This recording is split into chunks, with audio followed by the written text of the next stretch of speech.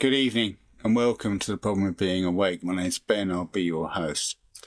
When I grew up, everything was about sport.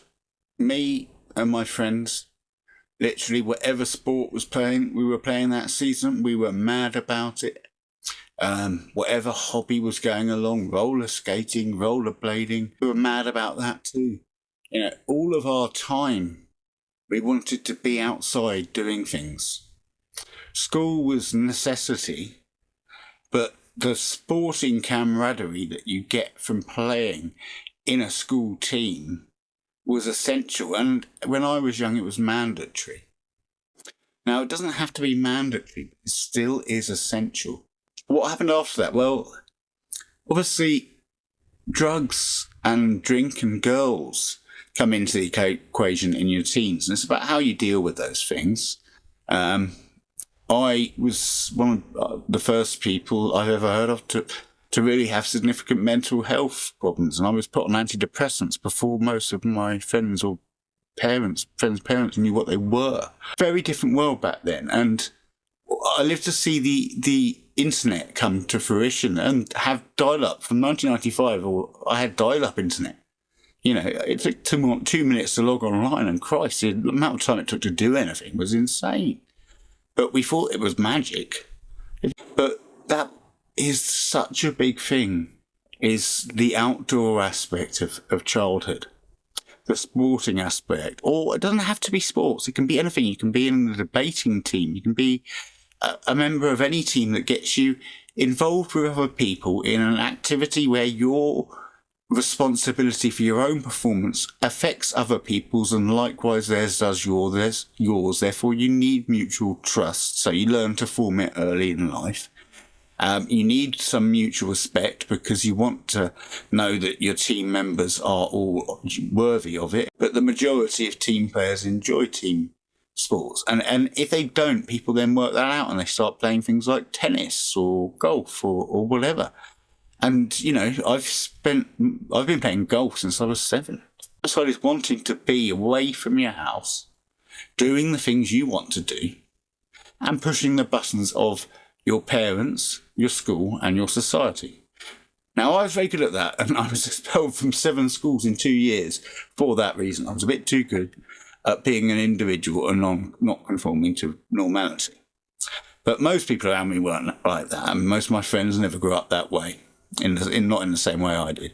But we had a real bond from a young age over playing sport, training for sport, always wanting to better ourselves. That's the one thing that kids would always want to get better at. Lots of people learning didn't want to get cleverer. They didn't have the ambition of developing more intelligence in their early years up to the age of, let's say, 14, 15. The idea of puberty, which is now occasionally blocked, unfortunately. But puberty, where you start to realise you have feelings, those feelings start to amass, and then you start talking with your friends. Then people start having experiences and discussing those experiences, and you learn more. I happen to be the first to lose my virginity. I've certainly grown it back, though. I'm age 42, and in the last few years, I think 2 years, as of just gone 28th of October, I've definitely grown mine back. My virginity is definitely back. It must be. I live my life to be out having fun. And after work, I was down the pub having fun. And, there was so much that involved other people in a face-to-face way. The point is that it was all face-to-face. I met my first girlfriend at a roller disco when I was 12-ish, 13. It was one of those little silly girlfriends where you call each other that, you don't do much about it. I met my first serious girlfriend when I was 15, actually. I was lucky to have a nice relationship in my teens. And everything was about, what were we doing on Saturday night, Friday night? Where were we going? Who were we meeting? There was never any question of really staying inside, and if you did, it was for a really good reason, and you planned it out like, can we have a night together and just watch this and eat crap? And you're like, yeah, that sounds great. You have wonderful nights in watching box sets and things. This is before Netflix. This is before I grew up with computer games, and I have to say I loved them. I really did. I loved them. But one thing I couldn't get my head straight about is when they got more complicated. I was like, no. I liked pressing buttons, knowing what they do. I don't want to go around collecting things for some chest of mine that will be of use to me at some point in my future. Now I'm starting to think this is actually a task I have to achieve. And that's where I pulled back. And there, unfortunately, is where Gen Z lent in. And that's where the world of digital life became important to them.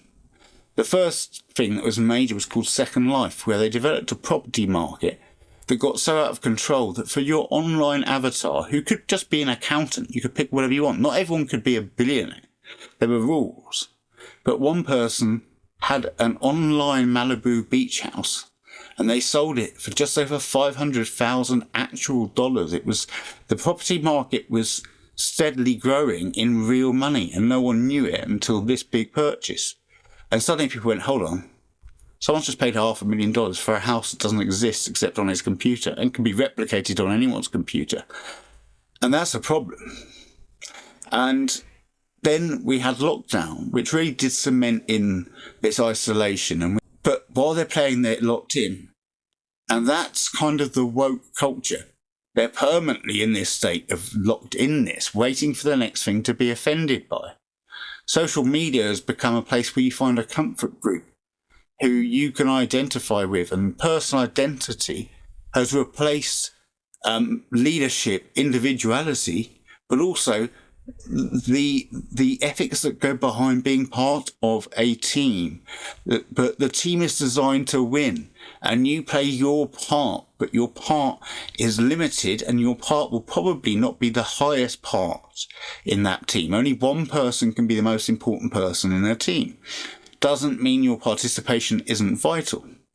But also it doesn't mean it's not integral, because at some point stop developing the skills of teamwork, and with that is so much loss.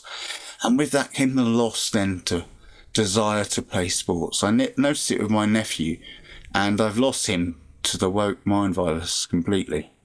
He's so far from reality now that I don't know if he can come back. He won't speak to me because I'm a psychologist, and he knows I know full well how he thinks, because 2 years ago he used to speak to me a lot about it, and then all of a sudden he made a horrible decision, cut off his parents completely, and will never speak to me again, apparently. He's got to learn to take responsibility for his own actions and not blame his parents for everything.